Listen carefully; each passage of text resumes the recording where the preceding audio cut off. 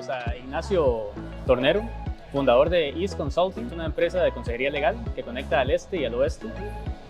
Ignacio cuenta con un MBA en Shanghai. Él es instructor adjunto en la Pontificia Universidad Católica de Chile e investigador asociado del Centro de Estudios Internacionales de la Pontificia. Un gusto Mucho tenerte gusto, aquí. encantado. Qué dicha. Gracias por la invitación. Por supuesto. Qué dicha que estés acá en Singapur visitando y trabajando. Contanos un poco más sobre tu empresa, de East Consulting. Perfecto, bueno, la verdad es que East Consulting es una empresa de consultoría más bien nueva. Vamos a cumplir recién un año el próximo octubre. Y creamos East Consulting con el resto del equipo con el objeto de prestar una asesoría integral, legal y de negocios a la inversión china en América Latina y también poder asesorar a las empresas latinoamericanas que estaban incursionando o que querían ingresar al mercado chino.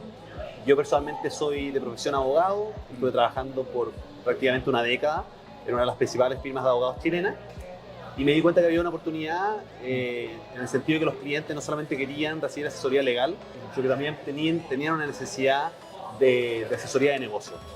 Y esa fue la idea, ¿no es cierto?, de fundar East Consulting para ofrecer no solamente servicios legales, sino que un servicio más comprensivo que involucrase temas de negocios. Vos viste que había una necesidad del mercado, habían varias que querían y no les hacía falta la consultoría legal. La verdad es que East Consulting presta un servicio en ambos sentidos a las empresas chinas que realizan inversión en América Latina y a las empresas latinoamericanas que realizan negocios en China.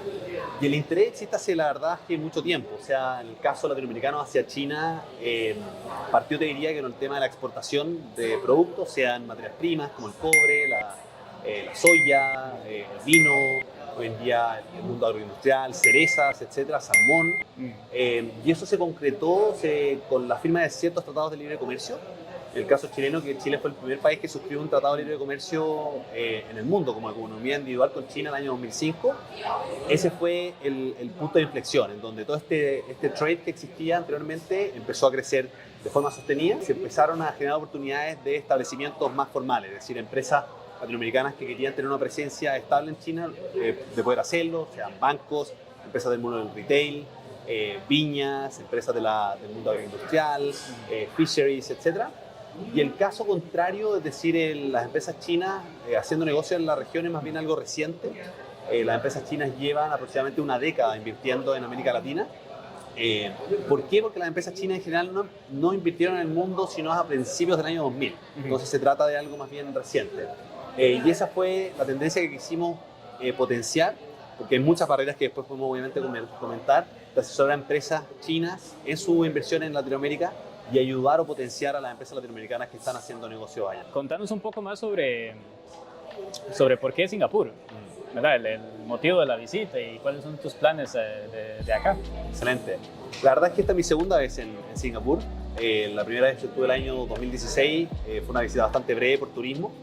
Y esta visita se da en un contexto del mundo académico. Como tú mencionabas, Rob, yo soy profesor adjunto de la Pontificia Universidad Católica de Chile y también tengo un rol como investigador asociado en el Centro de Estudios Internacionales de la misma universidad. En ese sentido, se generó una invitación de un think tank de Estados Unidos que se llama The Inter-American Dialogue, que es una entidad basada en Washington, D.C., y ellos en cooperación con la Escuela de Public Policy, la Lee Kuan Yew School of Public Policy de US, de la National University of Singapore, generaron una conferencia que abordara el engagement de China en América Latina y en ASEAN. Se invitó a aproximadamente 25 o 30 académicos de distintas partes del mundo para abordar estas tendencias, de si acaso existen algunas similitudes o diferencias entre la presencia china en la región latinoamericana como en la región, ¿no es cierto?, del sudeste asiático. Y esa fue la razón, ¿no es cierto?, de la visita. Y de todas maneras también aprovechar de ver oportunidades, ¿no es cierto?, de negocio acá también para East Consulting.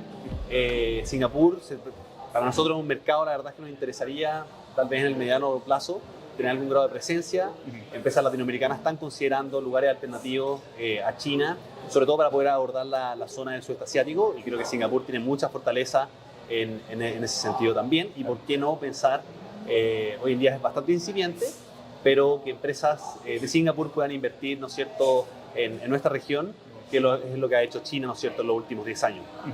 Ahora que conversas sobre estos servicios y estas ayudas que ofrece tu empresa, tal vez podrías comentarnos cuál es la mejor manera de encontrarte o cómo ellos podrían encontrarte a vos, tal vez online o... Lógico. A ver, nosotros somos East Consulting, somos un equipo de 3 personas. La estrategia ha sido tener presencia, la verdad es que a nivel regional, tanto en Latinoamérica como en Asia. Emilia Chen, ella es mi socia, ella está basada en Beijing, y Adrián Cuevas, él está basado en Taipei, Taiwán. Obviamente hoy en día todo también funciona de forma remota, online. Creo que todas estas herramientas de conectividad han permitido eso también.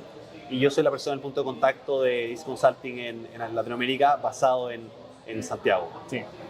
Bueno, yo considero que los latinos como nosotros que han hecho el salto a Asia, algo hicieron diferente, ¿verdad?, en algún momento de sus vidas. ¿Vos podrías conversarnos un poco sobre el comienzo de tu viaje hacia esta parte del mundo? Sí, la verdad es que, mira, en mi caso particular fue algo más bien anecdótico. Me encanta contar la historia porque está relacionado con mi abuela en particular. Ella, por razones, circunstancias de la vida profesional de mi abuelo, estuvieron en el año 87, en 1987, de visita en China, invitados por el gobierno chino. Entonces tuvo la oportunidad, de hecho, de conocer hace ya bastante tiempo lo que estaba pasando, de lo que se venía en China, el gran progreso, desarrollo económico, y ella fue realmente la que me incentivó a estudiar el idioma. Yo en el año 2006 entré a la Facultad de Derecho de la Pontificia Universidad Católica de Chile en Santiago a estudiar Derecho, y en ese mismo minuto tomé la decisión, incentivado por mi abuela, a estudiar el idioma. Y bueno, la verdad es que todo se perseveré en el tiempo, y el cuarto año de la universidad tomé la decisión de irme de intercambio a la Universidad de Nanjing a avanzar, ¿no es cierto?, en mis estudios de idioma chino, y eso en definitiva me permitió ver con mis propios ojos lo que estaba pasando en China, los cambios profundos, la poca conexión que había en el mundo legal o en general con América Latina, y que había una oportunidad gigantesca. Y aparte me encantó la experiencia, he tenido la oportunidad de viajar dentro de China, en provincias más bien remotas, rurales, y viajar también por la región asiática. Y ahí al regresar después de un año y medio, tomé la decisión definitivamente de que me quería dedicar a esto, a conectar a China, a Asia con Latinoamérica. Claro. Sí, puedo también decir que tuve una experiencia muy similar en ese aspecto, ¿verdad? Que fue como ese primer contacto con China, y después de ahí es difícil como llegar a Latinoamérica y creer que esto es suficiente. Uno ya vio otras cosas, uno ya vio el futuro, y al menos yo no podía como quedarme ahí. Entonces, sentí que el ritmo me estaba haciendo ir más lento que los demás. Es como saber que vos te estás atrasando con solo estar no estar haciendo nada al respecto, con ver cómo te acercas más al modelo que tienen los países asiáticos.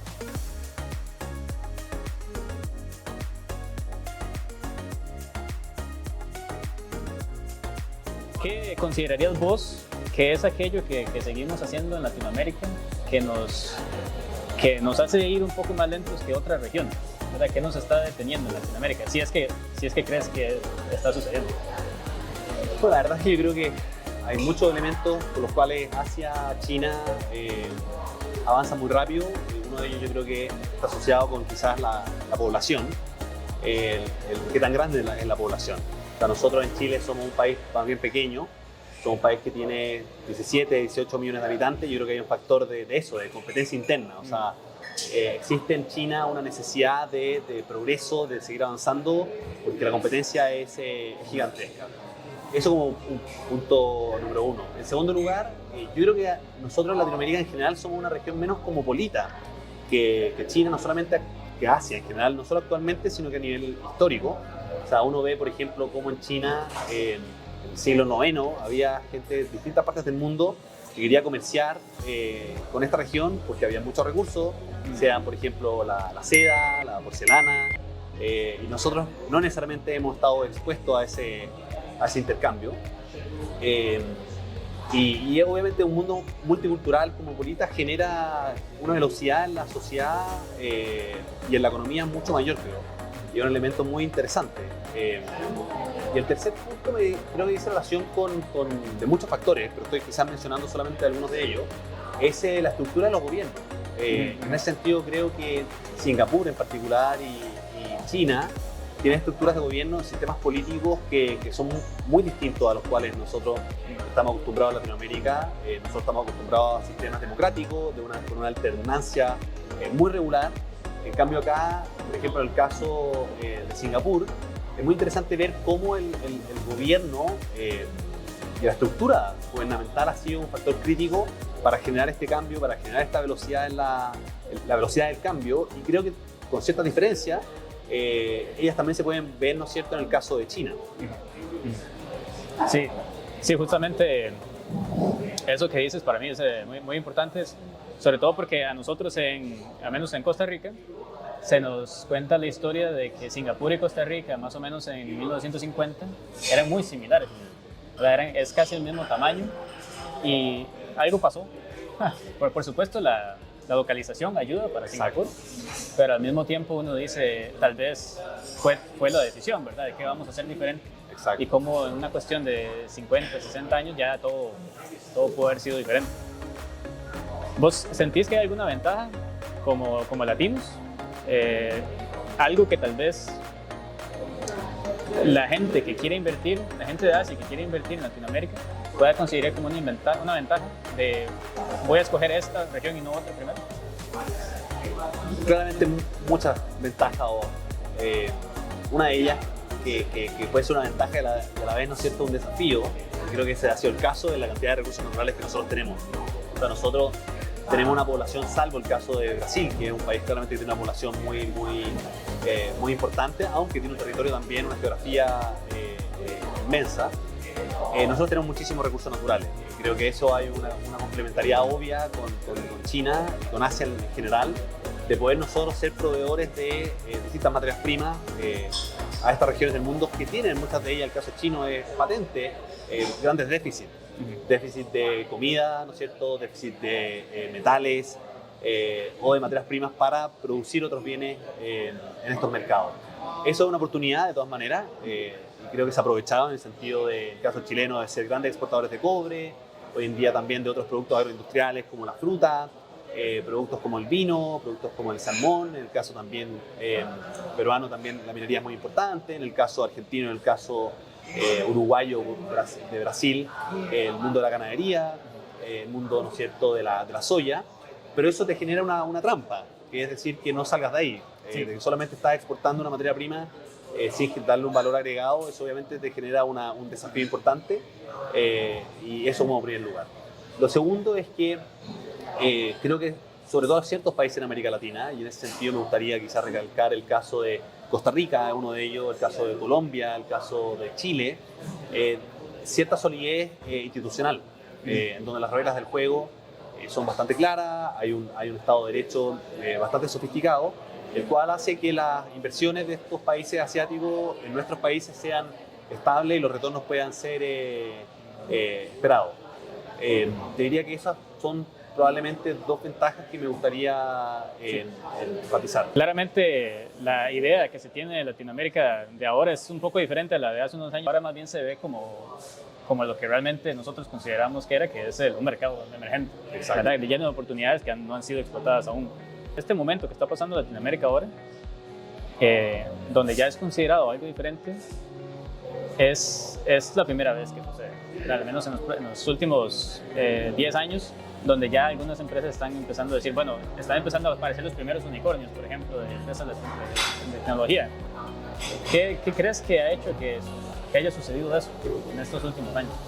Está asociado a una nueva generación de gente más joven, gente que ha tenido la oportunidad de educarse o viajar en otras partes del mundo y de generar know-how local, ¿no es cierto?, a nivel latinoamericano.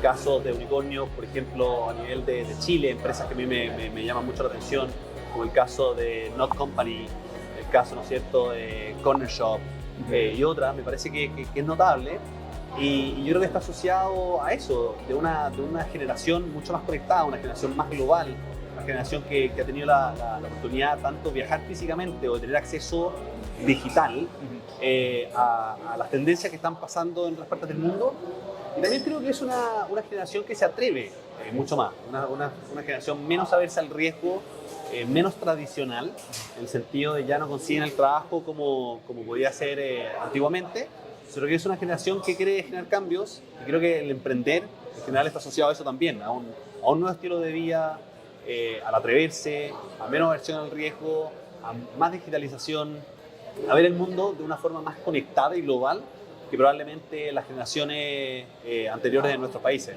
Sí, sí, tiene todo el sentido. Inclusive yo consideraría que tal vez algunas generaciones nuevas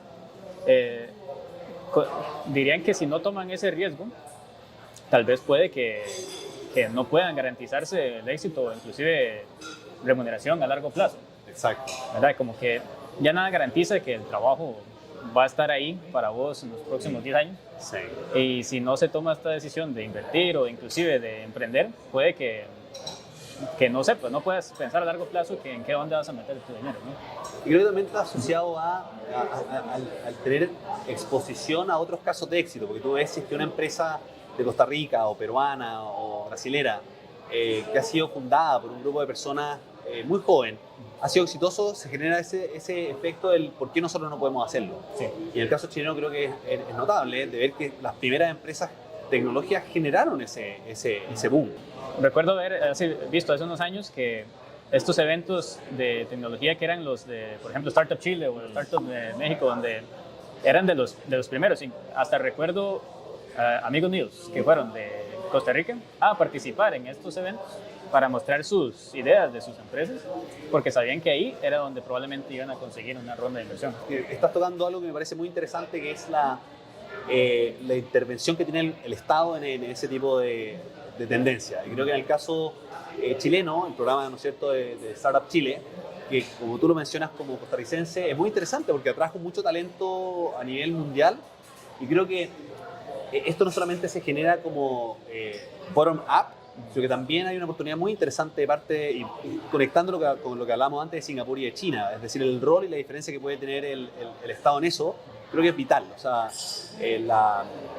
la alianza público-privada creo que es un catalizador o un acelerador muy interesante en el emprendimiento. En el caso chileno creo que ese programa fue tremendamente exitoso.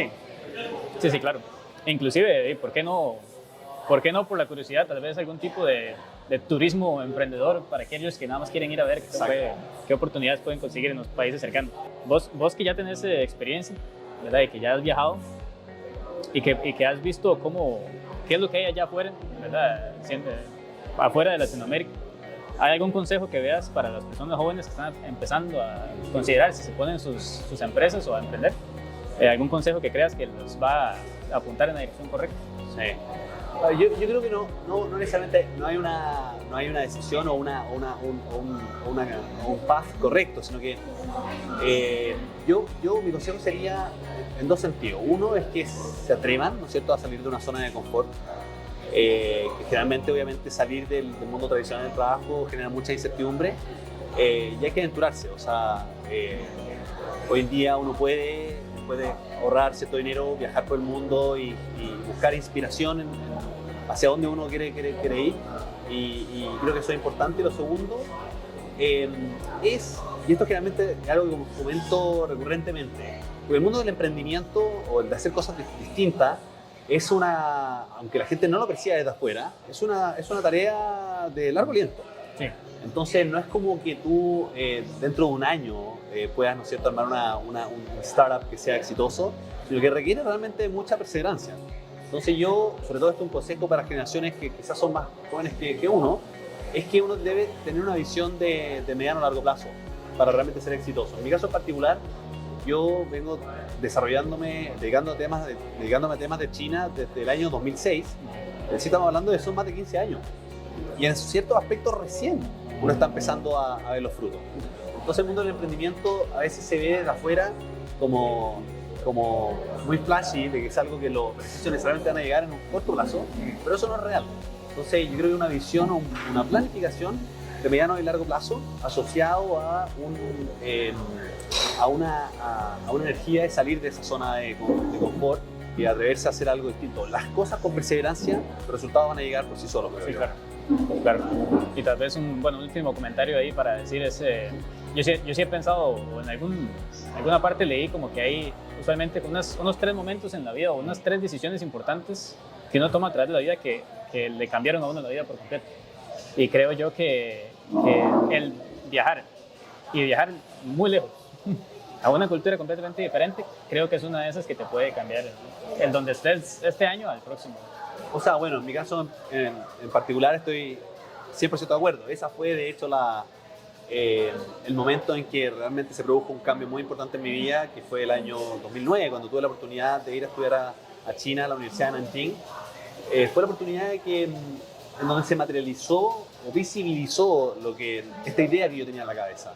La oportunidad de conectar con gente de todas partes del mundo, de darme cuenta que el mundo funcionaba de forma muy global, de ver que otros países, también otras personas estaban más avanzadas que uno en el proyecto que uno quería realizar. Entonces eso también, y eso es un tercer consejo, está asociado a la cooperación, o sea, entre las personas. O sea, es muy común ver que en ciertas sociedades existe ese grado de apoyo a través de mentoring, a través de financiamiento en startups, etc. Y no necesariamente la sociedad latinoamericana es algo que nosotros recurrentemente vemos. Y cuando tienes la oportunidad de viajar o moverte a sociedades o a países en donde eso está funcionando muy bien, se generan oportunidades. Porque el día de mañana puede ser que, un ejemplo, tú tienes una idea de formar una compañía, una startup de tecnología, pero no tienes el financiamiento para hacerlo, y puede ser que en esa experiencia de viaje encuentres la persona indicada, sí, o la persona que en 15 años más vaya a ser quien vaya a financiar tu emprendimiento, y eso nunca lo sabes. Sí, claro. Sí, puede que esa persona ahorita apenas esté poniendo su negocio también, pero en 15 años ya vaya a tener el dinero para invertir en vos, claro. Bueno, muchísimas gracias por haber tenido esta entrevista. Encantado, gracias a ustedes. Y es un gusto tenerte acá en Singapur. Espero que nos volvamos a ver, y si no, que nos veamos en Chile. Cualquiera de los dos será un gusto. De todas maneras. Y muchísimas gracias. Muchas gracias, Rob. Un gusto. Gracias. ¿Vos tenés nombre chino? Sí. ¿Cuál? Luo Yen. LUC de Luo. Yen Singapur de Yen. Ajá. ¿El tuyo? Es Ivan. Iván. Ya cuando uno tiene un nombre chino, uno ya sabe.